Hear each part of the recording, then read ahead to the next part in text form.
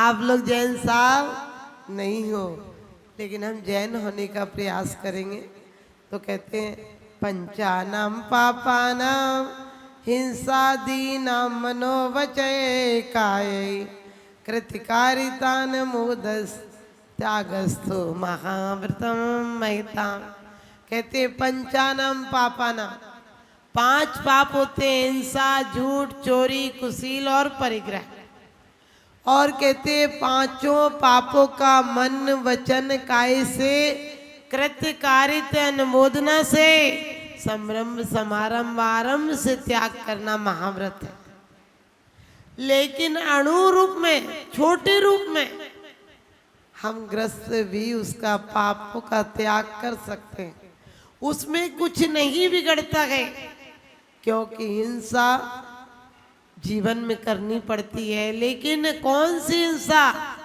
आरंभी नहीं करता, आरंभी का त्याग नहीं करता है ग्रस्त, उद्योगी का त्याग नहीं कर पाता है। और कोई मारने आएगा तो माला फेरने थोड़ी बैठोगे, अपने बचने के लिए यथाशक्ति प्रयास करोगे। तो विरोधी हिंसा का त्यागी नहीं होता है, लेकिन एक हिंसा का त्यागी होता है, वो है संकल्पी हिंसा। संकल्पी आज सबको मार दूंगा ऐसा विचार नहीं करता है, ये सोच के घर के काम भी नहीं करता है कि आज एक भी कीड़ी जिंदा नहीं रहना चाहिए। ये कहता है कि ठीक से सफा करो, सफाई करो ताकि जीव जंतु ना रहे। ना रहे का मतलब वो ये इतना चाल पूर्वक करता है। कहते गलियारी धूप डराए, और आपको गली में आपने धूप में जीव डाल दिए, वो मर जाएंगे, वो आपका इतना चार पूर्वक क्रिया नहीं। तो हिंसा कौन सी हिंसा? मन से भी नहीं करना, वचनों से भी नहीं करना, काया से भी नहीं करना। अभी तक तो आप हिंसा इसी को जानते हो कि कोई जीव को नहीं मारना हमारा हिंसा का त्याग। हमने चींटी को भी नहीं मारा, लेकिन आपने संक्लेश कर लिया, आपने क्रोध, मान, माया, लोभ ये सब कर लिया।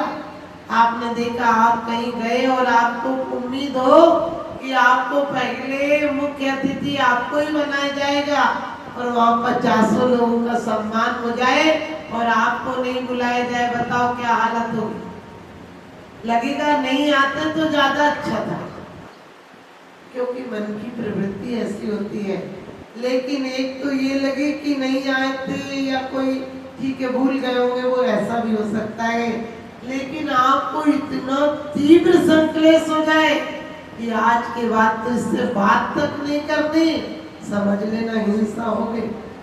क्योंकि हिंसा में क्या होता है? जीव तड़पता है, उसका खून निकल जाता है, हमारा खून जल जाता है हम क्रोध में होते हैं तो। और क्रोध में खून ही नहीं जलता है, क्रोधी आदमी मरता है और मारता है खुद भी। अपनी आत्महत्या का मतलब वो नहीं है पंखे पे लटक जाना, अपने परिणामों में संक्लेश परिणाम आ जाना, चाहे वो राग रूप हो, चाहे वो द्वेष रूप हो। चाहे अच्छाई का बहुत राग होता है तब भी आप नहीं जी पाते हैं, जिससे बहुत प्रेम होता है उसके बिना नहीं जी पाते हैं, और जिससे दुश्मनी होती है उसके साथ नहीं जी पाते। और कब दुश्मनी प्रेम में बदल जाए पता नहीं चलता है। एक सेठ की बेटी की मौत हो गई, सेठ बहुत रोया, बहुत रोया। लोग कहते भी एक बार मुंह दिखा दो। मैंने कहा इतने साल से मुंह देख रहे थे तब क्या किया? बोले एक बार बोल जाओ। मैंने कहा एक आध बार बोलेगा भी तो कहीं क्या बोलेगा? यही बोलेगा वो बेटा कहाँ है, वो बेटी का, इससे ज्यादा कुछ नहीं बोलेगा। और तुम लोग सोचते भी हो एक बार बोल जाओ, ये मेरा नाम ले रहे थे, आखिरी मेरे नाम तुम्हारा ले रहे थे तो क्या फायदा? परमात्मा का नाम लेते हुए जाते तो उनका नाम दुनिया लेती। क्योंकि हम परमेष्टि किन्हें कहते हैं? जो परमेष्टियों का स्मरण करते हुए परम पद को जिन्होंने पाया है, और उनका नाम लेने से हमें भी परम पद की प्राप्ति होती है, वो परमेष्टि है। ये रागी द्वेषियों का नाम लेने से कोई परमेष्टि पद मिलने वाला नहीं है। परमात्मा का नाम तो हमारे जुबान पर आ जाता है, हृदय में नहीं आता है। आप सच बताना, यदि महावीर आए नमः बोलोगे, बोले महावीर के कौन थे? बोले कुंडलपुर में जन्मे थे, यहाँ गए थे, इनके माँ बाप का नाम ये था, इनने जब आहार किया था, ये सब आपको याद है महावीर के नाम पर। लेकिन उन्होंने कैसा प्रयास किया था, क्या जीवन शैली उनकी थी, क्या विचार थे, क्या परिणामों की विशुद्धि थी कि उन्होंने आज परम पद को पाया है। उसकी तरफ हमारा ख्याल ही नहीं जाता। हम कहेंगे भी तो उनने इतने हाथी छोड़े थे, इतने घोड़े छोड़े थे। हमने कही भिखारी की नजर हमेशा उन चीजों पे जाती है, भूखे की नजर रोटी पे जाती है, भिखारी की नजर धन दौलत पर जाती है। तो हम लोग भिखारी, हम भगवान की भक्ति कहाँ करते हैं? भगवान के गुणों के स्मरण से हमारी आत्मा आह्लादित हो जाए, तड़प उठे कि भगवान वही गुण मुझे भी प्राप्त करना है, तो समझना परमात्मा की आराधना हुई है। हम लोग माला फेर लेते, कुछ भी माला फेर लो, हमारी माला वाला काम होने वाली नहीं। माला यदि यहाँ माला फेरोगे तो आपको डबल पाप लगेगा। आप कहोगे कैसे? क्योंकि आप जिनवाणी की अवहेलना कर रहे हो।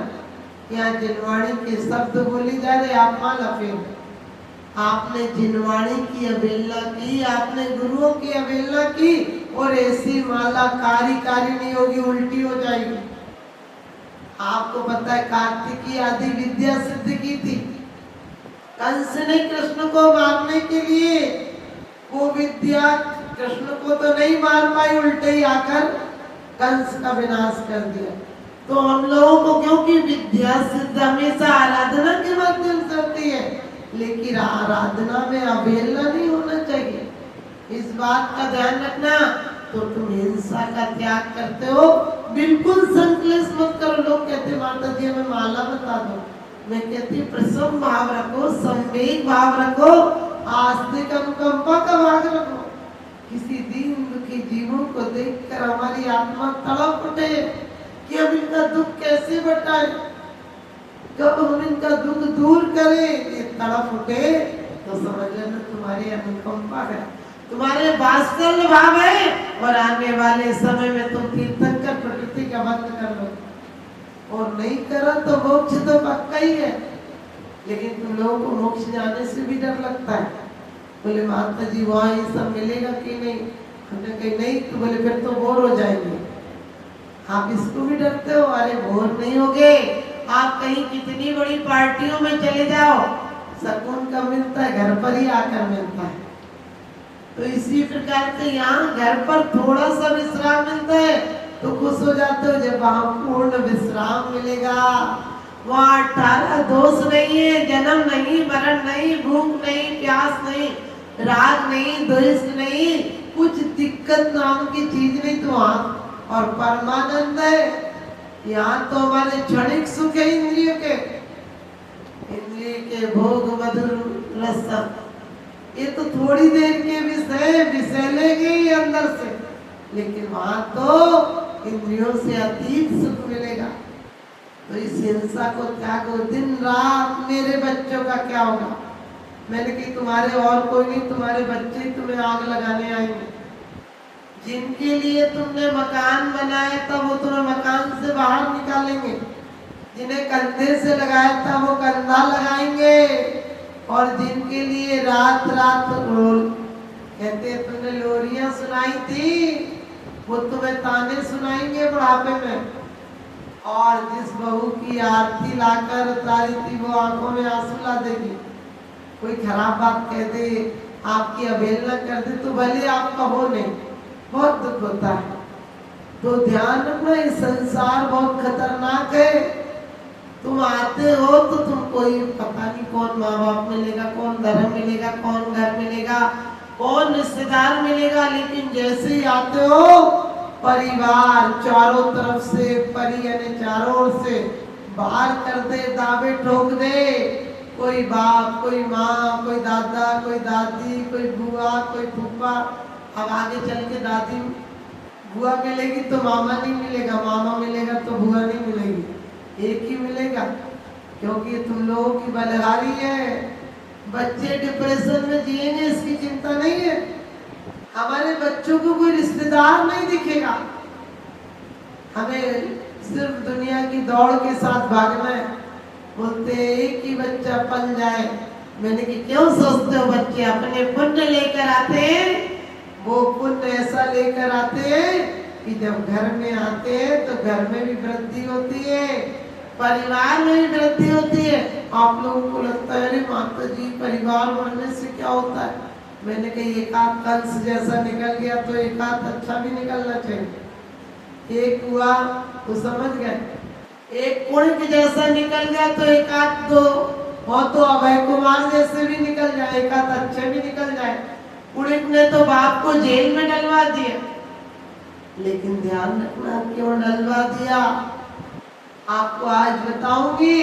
तो हिंसा अपने परिणामों में बस एक ही नियम रखना, हमारे परिणामों में संक्लेश नहीं आए, कलुषता नहीं आए, या तो अपने लिए या तो दूसरों के लिए। दूसरों के लिए ज्यादा भी याद करना, रोना, ये भी हमारी दुर्गति का कारण है। हम दुर्गति नहीं जाएंगे, यहाँ के संयोग से यहीं बिछुड़ जाएंगे। कहते एक सेठ का बेटा मर गया, बहुत प्यारा बच्चा था, शादी हो गई थी और सब लोग कहते एक बार मुंह दिखा दो, एक बार मुंह दिखा दो। तो कहते हैं किसी पंडित मौलवी के पास गए और बोला कि हमारा बेटा दिख जाएगा। उन्होंने कहा दिख जाएगा। उसको प्यार से राजा बाबू बोलते थे। बोले 13वीं के दिन संसार में जाना, तुम्हारा बेटा मिल जाएगा। मैंने मिलेगा तो प्रेतात्मा के रूप में, लेकिन अपन को मोह होता लगता किसी रूप में दिख जाए। तो उसने कहा राजा बाबू, आवाज नहीं आई। 3-4 बार कहा उसने राजा बाबू, आवाज नहीं आई। तो उसने कहा मौलवी मौलाने पंडित झूठ बोलते हैं, कहा था कि 13वीं के दिन यही मिलेगा, लेकिन नहीं मिला मेरा राजा बाबू। उसने फिर एक आवाज लगाई, उधर से एक अट्टहास की हंसने की आवाज आई, हा हा हा, किसको बुलाता है, कौन सा राजा बाबू? उसने कहा मेरा बेटा राजा बाबू। उसने कहा खबरदार यदि मुझे राजा बाबू कहा। कहने लगे तू नहीं है क्या, तू और कौन है? कहने लगे हूँ तो वही, लेकिन बदला लेने आया था। बोले क्या बदला लेने आया था? कहने लगा तूने मेरे इकलौते बेटे को मरवा दिया था पैसे के लिए, मैं तेरा इकलौता बेटा बनकर आया हूँ, और जो तेरे घर में बहू मेरी पत्नी बनकर रो रही है वो भी उसमें शामिल थी। बहुत खुश हुई थी उस समय कि तुमने उसे मार कर मुझे जेवर दिलाए गए। आज वो भी आंसू बहा रही है, क्योंकि उस समय मेरी माँ तड़प तड़प कर मरी थी। आज मेरी माँ का बदला पूरा हो गया। आप भी ध्यान रखना, जो बहुत अच्छे बच्चे होते हैं वो हो सकता है पूर्व जन्म का कोई बदला हो या कोई ना कोई कर्म का तीव्र उदय हो। इसलिए कभी किसी से तकरार मत रखो, किसी से दुश्मनी मत रखो। घर में लोग सास बनकर, ससुर बनकर, पति बनकर, क्योंकि दुश्मन बनकर बदला लेंगे तो दुश्मन के चक्कर में तो तुम कॉलोनी बदल दोगे, शहर बदल दोगे, लेकिन दुश्मनों को कैसे बदलोगे जो घर में ही दुश्मन बनकर बैठे हैं। इसलिए घर में किसी की किसी से तकरार हो तुरंत प्यार में बदल देना, क्योंकि कभी भी एक मौका मत दो दुश्मन को दुश्मनी का। आप कहते वो दुश्मन है, मैंने कहा नहीं, हमारी नजर दुश्मन है, क्योंकि हमें दुश्मन में वो हिस्से नजर आते हैं जो दुश्मनी को बढ़ाते हैं, और मित्रों में वो हिस्से नजर आते हैं जो मित्रता को बढ़ाते हैं। आपको पता है जब बेटी लड़ती भी हो और कोई पड़ोसी कहने चिल्ला रही थी, बोले नहीं उसे तो तेज हंसने की आदत है, समझ गए। और कभी तकरार हो तो जो अच्छे लोग हों वो अच्छी बात भी कहें तो बुरी नजर आती है। आधी लड़ाइयाँ तो हमारे घर में बेवजह की होती हैं। हम जिस दिन अपनी सास को माँ से ज्यादा प्यार देने लगेंगे उसमें घर में टेंशन खत्म हो जाएगी। और सासों को भी चाहिए कि बेटियों को याद करते मत बैठो, क्योंकि बेटियां तो चली गई, सपना हो गई, कभी कभी आएंगी, लेकिन बहुएं अपना घर छोड़कर आई हैं, तमाम जिंदगी आखिरी सांस तक तुम्हें सुख और शांति देंगी। इसलिए दोनों हाथ से तालियां बजती हैं, उससे कुछ न कुछ जरूर मिलता है। हमारा काम है इनका नाम लेने का, हमारा काम है इनका नाम लेने का, और इनका काम है गिरतों को थाम लेने का। सच बताती हूँ, आप लोग तो आपकी जाने, मेरा तो कोई काम अटकता है। सबसे पहले सोनागिर जब चौका चलाया, तब मेरी उम्र खुद ही 32 साल थी, कोई जानता नहीं था, तो मैंने वो चल नहीं पाया। दोबारा सपना आया, तुमने लिया हुआ नियम पूरा नहीं किया। तो मैंने एक दिन गुस्से में, ऐसे ही कभी कभी गुस्से में नहीं कहते, हमने कि हमें तो सपना देते हो, खुद करा के नहीं बताते, खुद दम हो तो करा के बताओ। और मैंने कि मैं त्याग कर सकती हूँ, मैं उससे ज़्यादा कुछ नहीं कर सकती हूँ, ये है सपना देते हो तो काम करा के बताओ। और आप सच मानना, 6 महीने के अंदर जगह भी, बिल्डिंग भी, सब कुछ हो गई। और आज उस संस्था में इतना फंड है कि कभी नहीं चाहिए उसके लिए, क्योंकि वो पर्याप्त है पूरी जिंदगी भर चलाने को। तो ध्यान रखना, जब ऊपर वाला देता है तो छप्पर फाड़ कर देता है, और लेता है तो चमड़ी भी उतार लेता है। अभी भी मुझे कोई तकलीफ होती है तो मैं यही सोचती हूँ कि बहुत बड़ी तकलीफ कुछ होगी, क्योंकि ना जाने कौन कौन क्या बदलापन से ले। हम बड़े समाधि मरण में पढ़ते हैं, अभय घोष मुनि काकंदीपुर महावेद न पाई, बैरी चंडी नेतन घाता तो भी नाही चिगारी। विद्युत मुनि को नाम को बैरी, क्या है, मोटे मोटे कीट पड़े तन तो भी नाही चिगारी। वो कौन थे? वो मुनि के तन में कीड़े हो गए थे। वो कीड़े का कौन था? उसकी पत्नी थी, उसी जन्म की। वो शंका करते रहते थे पत्नी पर, और वो मरकर व्यंतर नहीं हुई। उसने इतनी बाधाएं दी, कहीं आहार को जाते थे तो कहीं से हार ला कर डाल देती थी, लोग उन्हें चोर समझ लेते थे, और चोर चोर करके शोर मचाने लगती थी बहुत सारे। और अभय घोष मुनि उसी जन्म में, बच्चा छोटा था तब दीक्षा ले गए थे, बहुत छोटा था, लेकिन वो बैरी का जीव था। उन्होंने पहले शिकार खेलते थे, शिकार का कौशल दिखाने के लिए उन्होंने एक केकड़े के एक साथ हाथ पैर काट दिए थे। उस वही बेटा हुआ, और उसने अभय घोष मुनि को एक साथ मुनि अवस्था में चारों हाथ पैर एक साथ काट दिए। तो आप सोचना, कोई भी हो, घानी में पेल दिए गए, आग लगा दी गई, सब कौन थे? इन्होंने भूल से पूर्व जन्म में अनुमोदना की थी, हिंसा आदि की। आपने यशोधर मुनि का चरित्र पढ़ा होगा, सिर्फ ये कह दिया था कि आटे का मुर्गा अच्छा लग रहा है, और उसकी बलि दी गई थी। उतनी सी अनुमोदना से 10 बार अपने घर में तड़प तड़प कर मरना पड़ा, आग में जलकर 3 दिन कट के ऐसे मरना पड़ा। इसलिए हम भूल से भी हिंसा की अनुमोदना नहीं करेंगे। घर में जो अंडा आकार में कोई भी आते, शैम्पू साबुन कितने अच्छे भी हों, इन्हें अंडाकार में आते हो मत लाइए। जहाँ अंडा बिकता हो वहाँ पर, उन दुकानों पर अपने बच्चों को कोई सामान मत दिलाइए, क्योंकि आज आप सामान दिलाएंगे, कल वो सब खाएंगे भी। और बच्चे खा लेते कभी कभी शौक में, अरे शौक, कम से कम जैन होने के नाते कुछ मत बनाओ, अहिंसक बनाओ। और कहते हैं हिंसा झूठ, झूठ मनोविनोद में अपन झूठ बोल देते हैं। एक झूठ बोला गया, लक्ष्मण को झूठ में देवताओं ने वैसे ही परीक्षा लेने के लिए कह दिया था, राम मर गए और लक्ष्मण की मौत हो गई।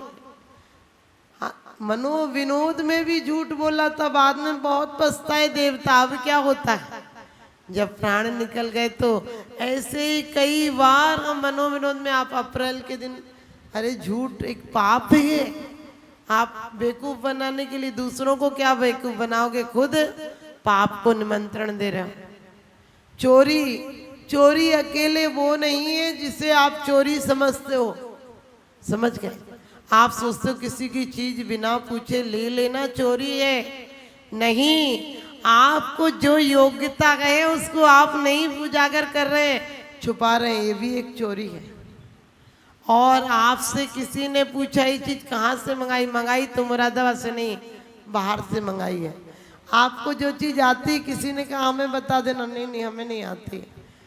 अपने बच्चों को और कहते हो अपना होमवर्क मत बताना, अपनी किसी को कॉपी मत देना, अरे तुम बच्चों को ज्ञानावर्ण का बंद करा रहे हो, चोरी सिखा रहे हो, झूठ सिखा रहे। कुशील का मतलब ये नहीं है कि किसी से संबंध हो जाना। आप गंदी अश्लील बातें बोल रहे हैं, सोच रहे हैं, किसी से आपके कोई बात नहीं, किसी की परिस्थितियों पर मत ध्यान दो, लेकिन अपने आप को देखो, कौन सा दिल ऐसा है जिसने एक उम्र होगी जब आप लोगों के विचार थोड़े ना बहुत तो कुछ से तो जाते होंगे। और आज सबसे ज्यादा यदि सुशील लाना है अपने जीवन में तो एक ही नियम लो, छोटे छोटे बच्चों को गंदे गाने में प्रोत्साहन मत दो। उन बच्चों को अर्थ थोड़ी पता होता है। आजकल उल्टे सीधे गाने चल गए, एक बार आजा हमने के जिंदगी भर आएगा वो तेरे ही घर पे, चूल्हे में जाएगा क्या दूसरे दिन से? आप सोचो, बोले जमाने भर से रिश्ता तोड़ देंगे हम, हमने की पागल हो गया? अरे तू आएगी तो रिश्ता जुड़ेगा, तू आते ही कह रही रिश्ता तोड़ देंगे, वो कह रहे तेरे आते ही रिश्ता तोड़ देंगे। ये उल्टे सीधे गाने माने मत सिखाओ अपने जीवन में, बड़ा महंगा सौदा पड़ेगा आप लोगों को। अभी तो बोले बच्चे को ये वाला गाना बोलना बेटा बोलना, मेरे सामने तक आते बोले माता जी को वो सुना दे। एक महिला आई बोली माता जी इससे कुछ सुनवा दे, हमने कही सुना दो, तो हमने कही गाने मत सुनाना, तो बोली फिर क्या सुनाएगा? हमने कही तू रहने दे। समझ गए? बच्चों को गाने याद करके हमारे सामने ले आते हो, बिल्कुल नहीं, ये भी कुशील है। और परिग्रह तो पूछो मत, एक होकर 10 होते, 10 होकर सहस्त्र हो तो अच्छा है। यूं ही इच्छा करते करते लाखों की हद तक पहुंचा है तो भी ये इच्छा संपन्न न हुई। ऐसी डायन इच्छा है, इच्छा कभी हमारी उम्र बूढ़ी होती है, हमारी काया बूढ़ी होती है, लेकिन आत्मा तो और जवान, भोगों के प्रति और जवाना हो जाती है। जवानी में मन करता था तो खा लेते थे, अब बुढ़ापे में पेट में तो पछता नहीं, खा तो पाते नहीं, लेकिन इच्छा सोच सोच के मुंह में पानी आता रहता है। कम से कम सोचो, हमने संयम पाल लिया। मुनिराज तो रोज छोड़ देते हैं, हमने इस बहाने एक दिन 2 दिन का कभी भी किसी के अंत समय को हम जाते ही क्या कहते, इसका खाना छुड़वा दो, सब त्याग करा दिया कि नहीं? अरे वो आकुलता में मर जाएगा, उससे तुम कहोगे कि सब छोड़ दो और उसको नहीं अंदर से त्याग हुआ तो वो बेचारा घबरा के मैं मरूंगा क्या? ये मरना बहुत कठिन बात है। लेकिन आप उससे ऐसा कहो कि आप ठीक हो जाएंगे, 2 घंटे को 4 घंटे को छोड़ दीजिए। हम तो कभी भी किसी की समाधि कराने जाते हैं, यदि 1-2 बार ऐसा हुआ, कैंसर आदि के पेशेंट थे, जवान हो, बिल्कुल बच्चा 10 महीने का था, तो मैंने उनसे ये नहीं कहा कि आप आखिरी टाइम में, मैंने कहा भैया एक अनुष्ठान करेंगे, आप विधान में अपना हाथ लगा दो, आपको अभी पानी पीना है नहीं, तो मैंने कहा अब 2 घंटे को छोड़ दीजिए, हम कोई जाप कर रहे हैं, आप ठीक हो जाओगे, आप भी अरिहंत सिद्ध बोलो, एकदम उंगली हिलना चाहिए आपकी। तो वो बेचारे बोलते रहे, उसके बीच में चले गए। बताइए कितनी अच्छी गति हुई कि उनने खाना भी छोड़ दिया था और जाप कर रहे थे। कभी किसी को ऐसी बातें मत बोलो कि बस घबरा जाए। तो आप सच्चे मित्र अपने आप के मित्र बनो, दूसरे मित्र क्या बनेंगे आपके? क्योंकि भरोसा देकर तोड़ देते हैं और अकेले रास्ते में मित्र छोड़ देते हैं। भरोसा छोड़ दे जालिम बुतों की बेवफाई का, भरोसा छोड़ दे जालिम बुतों की बेवफाई का, और बुत भी कभी बद नहीं होते, ये दावा है खुदाई का। बुत भी कभी बद नहीं होते, ये दावा है खुदाई का। वास्तव में कोई अपना नहीं होता है, अपने मित्र बनो। क्योंकि आप अपने मित्र बना लेना, कहोगे माता जी कैसे मित्र बनाए, हमारे तो बने हुए हैं। बने हुए नहीं। जो तुम्हें आत्महित की तरफ जागृत कर दे वही मित्र हैं। राजा सगर चक्रवर्ती ने अपने मणि केतु नाम के जो सेवक था, मित्र भी था वैसे तो लेकिन गरीब था, और उसने दीक्षा ले ली। तो मणि केतु से कहते हैं कि मैं भटक जाऊं तो तू मुझे संबोधन के लिए आना। और मणि केतु चक्रवर्ती हो गए सगर तो, और वो कई बार आया लेकिन उसे समझ में नहीं आई, क्योंकि चक्रवर्ती जैसा वैभव हो तो कहाँ भोग से निवृत्ति होती है। लेकिन पहले के चक्रवर्ती भी कैसे होते थे, भरत चक्रवर्ती के क्या कमी थी। उनके पुत्रों ने कहा पिताजी कोई काम बताइए। उन्होंने कहा कैलाश पर रत्नों के मंदिर बनवा दो। सगर के बेटों ने कहा पिताजी काम बताइए। करोड़ों करोड़ों नौकर हो जिनके यहाँ 6 खंड की विभूति हो, उसके यहाँ भला उनके बेटों को क्या काम होगा।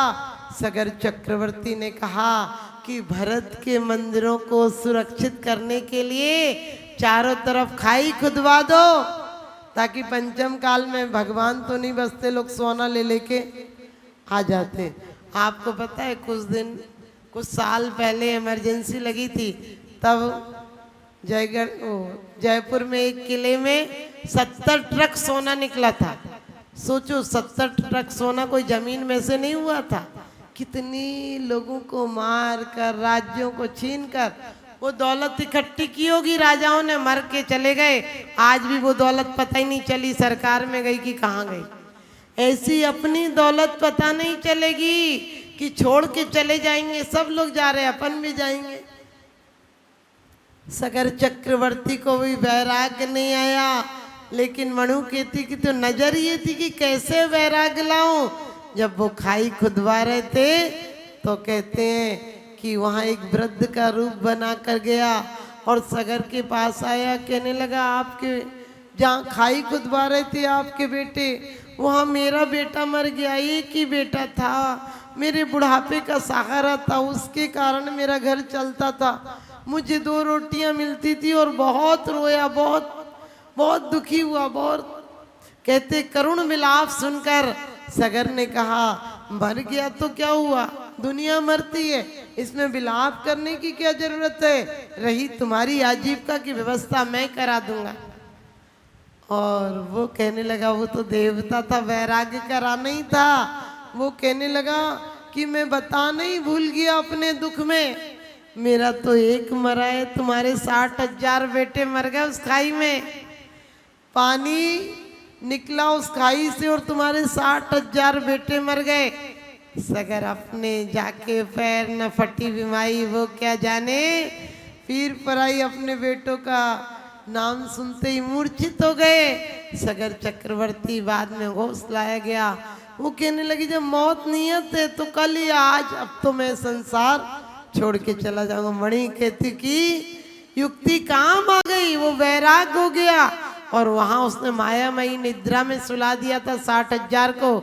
और जाके कहा कि तुम्हारे पिताजी तो वैराग्य को प्राप्त हो गए, हमने तुम्हारी मौत के बारे में बताया था। बेटा कहते हैं कि मौत तो आनी है, कुछ साल कुछ 1000 वर्ष बाद आएगी। जब आनी है तो हम राज्य नहीं करते हैं। आखिरी में एक जो आपको पता है गंगा कहाँ से प्रभावित हुई, गंगा कहाँ से, भागीरथ से। आप लोग कहते हैं कि गंगा प्रवाहित हुई, वही सगर चक्रवर्ती के बेटे का जो बेटा था वही भागीरथ हुआ और उसे राज्य देकर चले गए सब लोग, सब दीक्षा ले गए। लेकिन भागीरथ ऐसा कहते महायोगी जिसने गंगा के तट पर तपस्या की, गंगा की धारा उनके मस्तिष्क पर होकर गुजरी। आज भी लोग कहते हैं राम तेरी गंगा मैली हो गई पापियों के पाप धोते धोते। मैं कहती हूँ पापियों के पाप धोते धोते नहीं, आज भी गंगा इसलिए पावन है कि भागीरथ जैसे महायोगी के मस्तिष्क से निकली है। आप ध्यान रखना, कभी भूल से भी किसी को, गरीब आदमी को, चौका को मना मत कर देना। जो राजा श्रेणी को आप समझ गए तड़प कर जेल में मरना पड़ा, उसका कारण यही था। किसी दिन और आपको घटना सुनाऊंगी। लेकिन सगर चक्रवर्ती का जो पोता भागीरथ था, आपको पता है वो भागीरथ कौन था? एक गांव में मुनि आए, सबने गालियां बकी, पत्थर मारने की कोशिश की। एक वृद्ध नाई था, उसने कहा तुम क्यों मारते हो, संत साधु जाने दो उन्हें। और कहते हैं उसने बहुत अनुनय विनय की, महाराज सबकी गलती माफ करना, ये लोग तो अनजान हैं। और कुछ 2 साल बाद वो किसी कार्यवश गांव से बाहर गया था नाई, और नाई या बढ़ई ऐसी था, और वो काम से बाहर गया था। लेकिन गांव में राजा को चोरी की आशंका हो गई कि गांव वालों ने हमारे यहाँ चोरी की है। राजा ने आग लगवा दी। उस गांव में 60,000 लोग थे, पूरे मर गए, सिर्फ एक नाई बचा था। और वो जो बचा था उसने बाद में मुनियों की आराधना की, और उसका परिणाम चक्रवर्ती जैसे परिवार में उसका जन्म हुआ। और पूर्व जन्म में मुनियों की आराधना का प्रताप था कि संयम के प्रति भाग्य आया, और भागीरथ जैसा पद, भागीरथ जैसी महायोगी की अचल साधना की। तो कहते हैं ये छोटे छोटे नियम एक दिन बड़े हो जाते हैं, और घुटनों के बल चलते चलते पैरों के बल चल जाते हैं। तो आज बहुत सुंदर आप लोगों ने विधान किया है, और विधान के साथ साथ मात्र ये विधान 17 तारीख तक है। हाँ, 17 तारीख तक ही है। उसके बाद हम श्री जी को वापस वहीं ससम्मान विराजमान करने जाएंगे। लेकिन जितनों लोगों का भी विधान था वो सब लोग आहुति के दिन जरूर आना, क्योंकि अंत भला तो सब भला। आप लोग आना। लोग कहते माता जी टाइम मिलेगा तो आ जाएंगे। मैंने कहा टाइम कभी नहीं मिलता है, टाइम तो निकालना पड़ता है। तो आप लोग सब बहुत बहुत आशीर्वाद के पात्र हैं। और आज आपको पता है जिन अध्यक्ष जी ने इसकी रूपरेखा सारी बनाई है, और वो आज आप सबके बीच में, आप समझ गए आप कोई काम करते हैं और उससे पूरा तैयार देखो तो कितनी खुशी होती है। कुछ ऐसा अंतराय आया था जो कुछ दिन हमारे बीच में वो उपस्थित नहीं हो पाए थे। आप तालियां भी ऐसी बजाते हो। तालियां वो बजाते हैं जिनके हाथों में दम होता है, और तालियां धीरे धीरे वो बजाते हैं जिनको गम होता है। तो देखिए आज आप लोगों ने शांति धारा के बाद भी, क्योंकि पहले दान दक्षिणा कहते हैं अपन, उसका यही प्रताप था कि जब हम कोई महान कार्य करते थे, मुनियों का हार होता था, तो हम बाद में दक्षिणा देते थे। बहुत पहले की बात है कि आज आपने हमारे पाप के धन को पुण्य में परिवर्तित कर दिया। आज आप लोगों ने वही शुभ काम किया है कि शांति धारा के बाद आप लोगों ने भी हर्षोल्लास से कुछ अपने पास से इस चतुर्मास के लिए दान दिया है कि आज हमारी शांति धारा बहुत पुण्य के उदय से होती है श्री जी के श्री मुख पर, श्री मस्तक पर। तो आज आप लोगों के पुण्य की अनुमोदना है। और जिनकी भी सामर्थ्य हो, देखो जिसकी नहीं हो उसके लिए कोई प्रतिबंध नहीं है। और ये मेरे जीवन काल में मुझे लगता है कि सबसे कम राशि में विधान रखे गए, सबसे कम राशि में विधान रखे गए। ये आपकी कमेटी के लिए जोरदार तालियां बजाइए, वरना आज तक इतनी छोटी राशि में कभी विधान नहीं रखे जाते हैं। लेकिन फिर भी बहुत अच्छी बात है, भैया कह रहे हैं हम समाज को जोड़ना चाहते हैं, और आप लोग हमेशा जुड़े रहना। ये नहीं मेरे सामने कई कमरे में चर्चा होती रहती, माता जी इस बार इतने लोग आ रहे हैं। मैंने कहा इस बार बढ़े भी तो हो तुम लोग, कुछ लोग बढ़ गए हो इसलिए आ रहे हो, लेकिन अपने भावों को बढ़ा के रखना। और जब कमेटी कोई चतुर्मास का बीड़ा उठाए, हमें ये नहीं सोचना है कि यहाँ हो रहा है और दूसरे मोहल्ले में हो रहा है। नहीं, जिन संतों ने घर छोड़ दिया उन संतों के साथ हैं हम, क्या इसमें भी सोचना यहाँ हो रहा है वहाँ हो रहा है। किसी कॉलोनी में हो, हम संतों के साथ हैं आप लोग, क्योंकि एक एक मोती होता है तो पुड़िया में बंद करके तिजोरी में रख दिया जाता है, कोई काम नहीं आता है। लेकिन एक एक मोती जब मिल जाता है तो गले का हार बन जाता है। और कहते हैं एक एक झाड़ू किसी मिलती है तो कचड़ा साफ कर देती है, और बिखरती है तो स्वयं कचड़ा बन जाती है। आप भी अपने आप समाज को जोड़ के रखना, क्योंकि समाज बड़ी हो इससे नाम नहीं होता है, समाज जुड़ी हो इससे नाम होता है। तो आपका नाम मुरादाबाद का अभी भी बहुत अच्छा है। पहले भी सुरेश भाई साहब ने चतुर्मास कराया था, और अभी भी उन्होंने मुख्य कलश लिया है। एक बार जोरदार तालियां बजाएं। और देखिए हमेशा अभी भी जिन जिन लोगों ने कलश लिए हैं, मेरा भाव था, मैंने भाई साहब से कहा कि भाई साहब अपन चाहते हैं कि देखिए इस धरा का इस धरा पर सब धरा रह जाएगा, इस धरा का इस धरा पर सब धरा रह जाएगा, और यीशु अवसर खो दिया तो बाद में पछताएगा। लेकिन कमेटी और अनिल भाई साहब बहुत जल्दी किसी बात को मना नहीं करते हैं। मैंने बोला कि जिन लोगों ने 21,000 भी आपको दिए हैं, किसी रूप में आपको सहयोग दिया है, उनके सहयोग की अनुमोदना करना चाहिए, क्योंकि उनके लिए जिन लोगों ने अपनी औकात से ज़्यादा नवाज कर लिया बहुत बड़ी बात है। तो और आप लोग जो लोग नहीं ले पाए हो, ये मत सोचना मैं किसी पे व्यंग नहीं करती हूँ, मैं तो उल्टी कहती हूँ कि आपके परिवारों की व्यवस्था नहीं बिगड़ना चाहिए।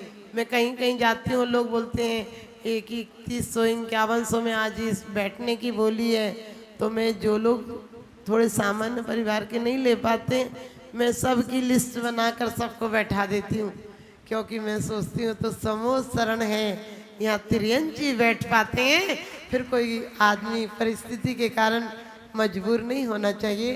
तो चलिए आज आप लोगों ने बहुत अच्छा सहयोग दिया है, और जिन लोगों ने कलश लिए उनके लिए भी मेरा बहुत बहुत आशीर्वाद।